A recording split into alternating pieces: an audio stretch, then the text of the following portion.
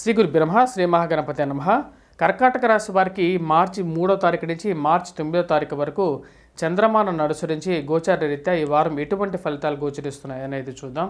కర్కాటక రాశి వారిని గమనించినట్లయితే మనకు అష్టమంలో ఈ యొక్క రాశి వారికి వచ్చినప్పటికీ మనం ముఖ్యంగా గమనించినట్లయితే సప్తమంలో కుజుడు, అష్టమంలో రవి గ్రహ సంచారం అనేది జరుగుతుంది.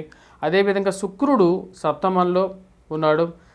వారం మధ్యలో నుంచి అంటే 7, 8, 9 తారీఖుల్లో వచ్చేటప్పటికి శుక్రుడు బుధుడు యొక్క మార్పు చేర్పులు అనేవి జరుగుతున్నాయి అన్నమాట. బుధుడు వచ్చేటప్పటికి మీనరాశిలోకి, అదేవిధంగా శుక్రుడు వచ్చేటప్పటికి మనకు కుంభరాశిలోకి మారుతున్నారు అన్నమాట.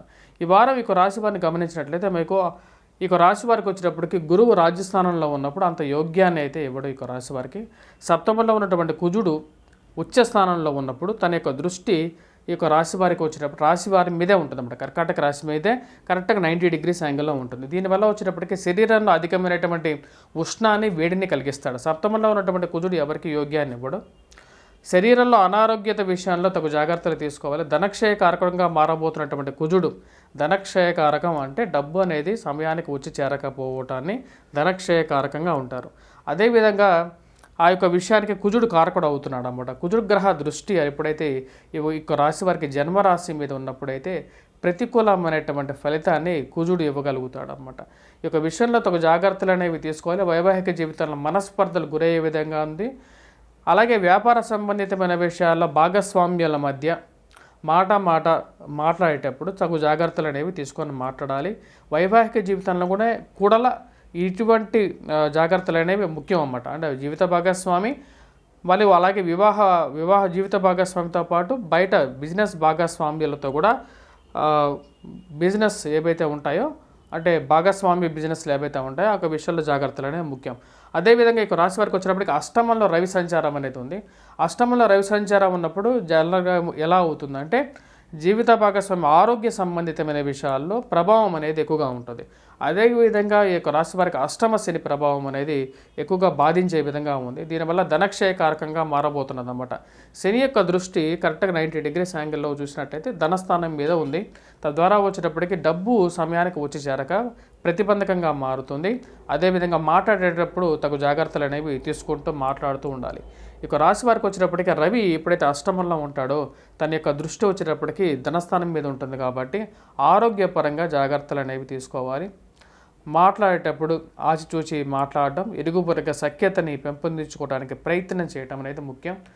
స్థిరచరాస్తుల కొనుగోలు సంబంధితమైన విషయాల్లో కూడా సామాన్యమైనటువంటి ఫలితాలే గోచరిస్తున్నాయి. ఇక రాశి వారికి వచ్చినప్పటికీ కర్కాటక రాశి వారికి సామాన్యమైనటువంటి ఫలితాలే గోచరిస్తున్నాయి అన్నమాట. ఇక రాశి వారికి ధైర్యమే ముందుగా శ్రీరామ రక్షగా చెప్పొచ్చు అన్నమాట. ఎందుకంటే తృతీయంలో ఉన్నటువంటి కేతువు వీరికి శత్రు సంబంధితమైన విషయాల్లో విజయాన్ని ఇవ్వగలుగుతాడు, ధైర్యాన్ని ఇవ్వగలుగుతాడు అన్నమాట. మానసిక స్థిరత్వాన్ని కూడా ఇవ్వగలుగుతాడు.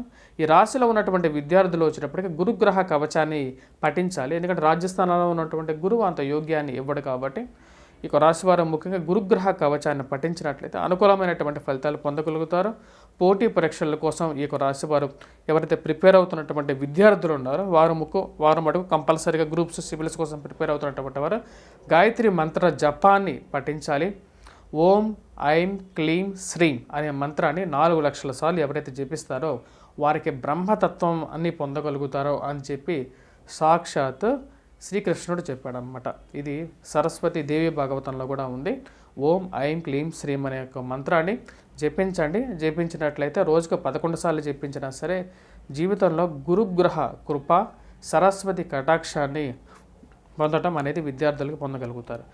అదేవిధంగా ఇక రాశిలో ఉన్నటువంటి వారికి ముఖ్యంగా మనం చూసినట్లయితే ఇక్కడ భాగ్యస్థానాల్లో రాహు యొక్క సంచారం అనేది రావాల్సినటువంటి ప్రమోషన్స్ కానీ ఇంక్రిమెంట్స్ కానీ దగ్గరికి మీరు అనుకున్నందువల్ల ఫలితం ఏదైతే ఉంటుందో దగ్గరికి వచ్చి దూరంగా జరగటం అనేది కర్కాటక రాశి వారిని ఎక్కువగా వేధించేయటం అంటే ఒక పెద్ద సమస్యగా ఎదురవుతుంది అన్నమాట.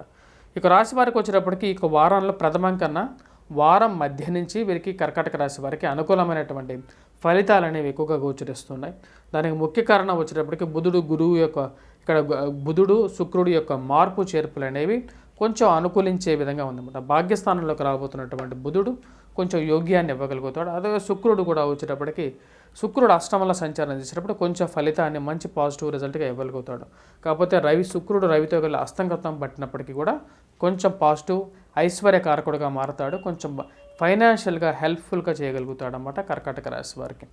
ఓవరాల్గా వచ్చేటప్పటికి ఈ రాశి వారు చేసుకోవాల్సినటువంటి పరిహారాల గురించి మనం మాట్లాడినట్లయితే కర్కాటక రాశి వారు వచ్చేటప్పటికి ముఖ్యంగా కుజగ్రహ ఆరాధన, సుబ్రహ్మణ్యేశ్వర స్వామి ఆరాధన అనేది చేసుకోవాలి వైవాహిక జీవితంలో ప్రశాంతత కోసం. అలాగే ఈ రాశి వారు సింధూరాన్ని ధరించినట్లయితే అనుకూలమైనటువంటి ఫలితాలు పొందగలుగుతారు.